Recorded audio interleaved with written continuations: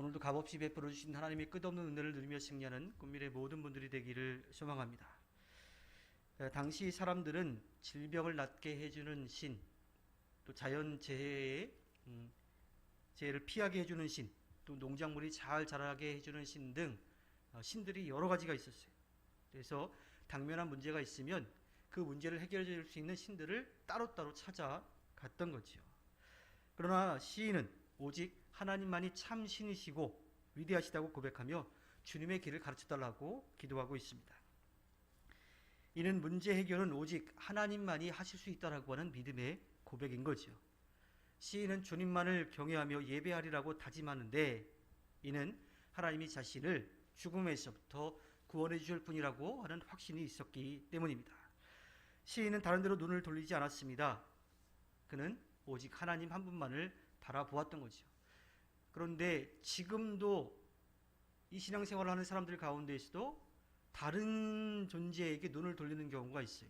오직 하나님 한 분만이 유일하신 하나님인데, 유일한 신인데 세상의 것에 눈을 돌리는 경우들이 있는 거죠. 그래서 새해가 되기 전에 내년에 내 운은 어떨까 하고 토정 비결을 보기도 하고요. 관상을 보기도 하고 손금도 보고요. 또 결혼하기 전에 궁합도 보는 일들도 있습니다. 사실 믿는 사람들은 재미로라도 그런 것을 해서는 안 되죠. 하나님만이 유일한 구원자이심을 분명하게 믿고 다른 것에 눈을 돌리거나 다른 것을 의지해서는 안 됩니다. 시인은 1절에서 자신을 가난하고 궁핍한 사람이라고 그렇게 이야기를 했습니다. 14절에서는 오만한 자들이 나를 치려고 일어나며 난폭한 무리가 나의 목숨을 노린다라고 이야기를 하죠. 근데 그 상황 가운데 시인이 하나님 앞에 기도하는 것은 내 목숨을 살려달라고 하는, 내 생명을 지켜달라고 하는 기도를 하고 있습니다. 사람들이 어려운 상황에 처하면 급박하게 나 살려달라고 그렇게 소리를 칠 수밖에 없어요. 누구나 다 마찬가지입니다. 그런데 오늘의 이 시를 쭉 살펴보면 그런 어려움 가운데 처해 있는 것은 분명한데 그에게는 낙심이나 절망이 보이지 않습니다. 오히려 내가 이러한 상황에 처해 있지만 하나님이 나를 구해 주실 것이라고 하는 믿음과 또 그 확신이 있는 것을 우리가 알 수가 있지요. 그 비결이 무엇일까요? 다른 것은 없습니다. 오직 하나님만이 그 일을 하실 수 있다라고 하는 확실한 믿음, 그리고 그 하나님께 모든 것을 맡기는 것, 그것뿐인 겁니다. 우리가 하나님을 믿는다라고 했을 때에 모든 것을 다 하나님께 맡기는 거예요. 그리고 중요한 것은 나에게 주어져 있는 그 일을 열심을 다해 해내는 거예요. 만약에 그렇게 하나님을 믿지 못한다면 아무것도 할 수가 없죠. 할 필요도 없죠. 왜? 그 결과가 죽음으로 끝날 수밖에 없으니까. 그런데 그러한 하나님 분명히 살아계시고 우리가 믿고 나아가면 우리는 우리에게 주어진 일에 열심을 다하면 되고요. 그 결과는 하나님께 맡기면 되는 겁니다. 때로는 우리의 입장에서 볼 때 우리의 뜻이 이루어지지 않은 것 같아요. 하나님이 응답하시지 않은 것 같아요. 왜냐하면 내 욕심이나 계획대로 그 뜻이 이루어지지 않았기 때문이죠. 그런데 하나님은 우리보다도 우리를 더 잘 아시는 분이기 때문에 우리에게 가장 필요한 때에 가장 좋은 곳으로 채워주시는 분이십니다.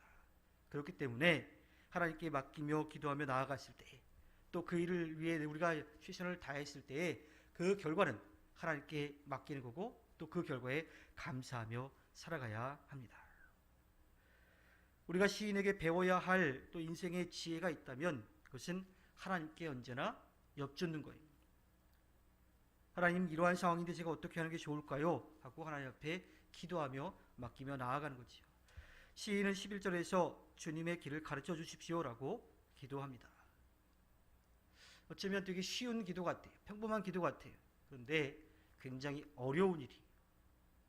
사람들은 어려운 일들이 닥쳐오게 되면 그 문제를 해결하기 위해서 자기의 경험이나 지식, 그것을 동원하고요. 또 주변에 힘을 가진 사람들, 그들에게 의지하려고 하는 그러한 마음이 있습니다. 물론 그 자체가 잘못됐다라고 하는 것은 아니에요. 가장 중요한 것은 먼저 하나님께 물어야 된다라고 하는 거예요. 하나님 이러한 상황인데 제가 어떻게 하는 게 좋겠습니까?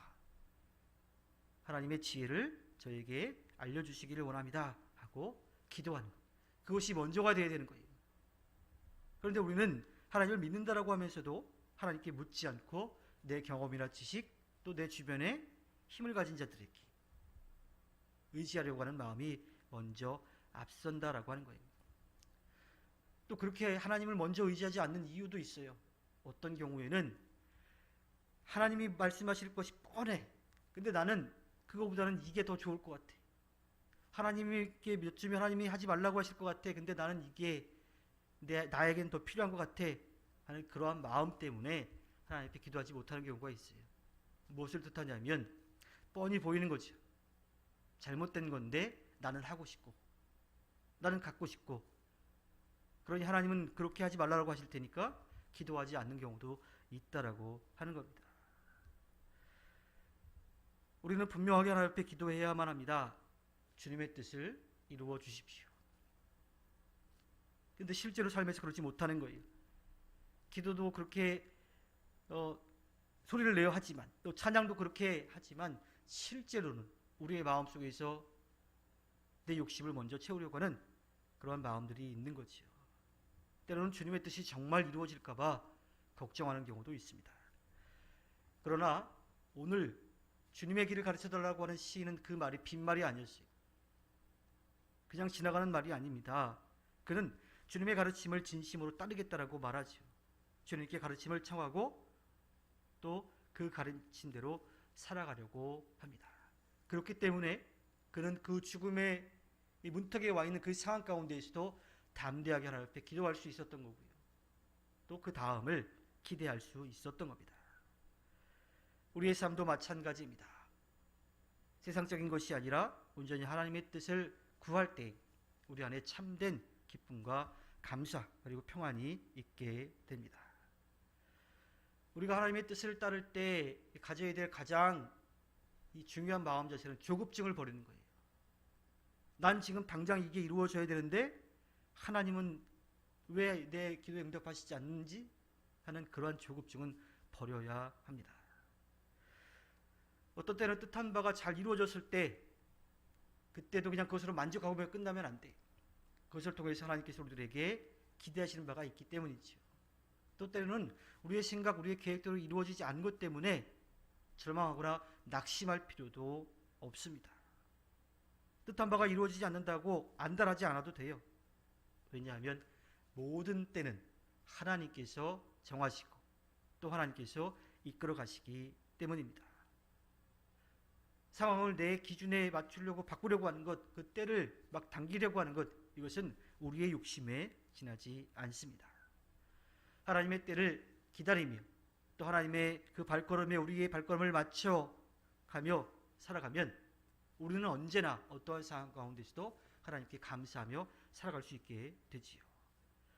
시인은 12절에서 이렇게 고백합니다. 주 하나님, 내 마음을 다하여 주님께 감사드리며 영원토록 주님의 이름에 영광을 돌리렵니다. 맑고 화창한 날에만 감사하는 그것은 아닙니다. 모든 일이 내 뜻대로만 이루어질 때만 감사하는 거 아닙니다. 상황과 형편이 어떠하든지 하나님의 뜻이 이루어지기를 원하는 마음, 그리고 모든 것이 하나님의 뜻대로 이루어지고 있다고 하는 것 가운데 늘 감사하며 살 수 있는 겁니다.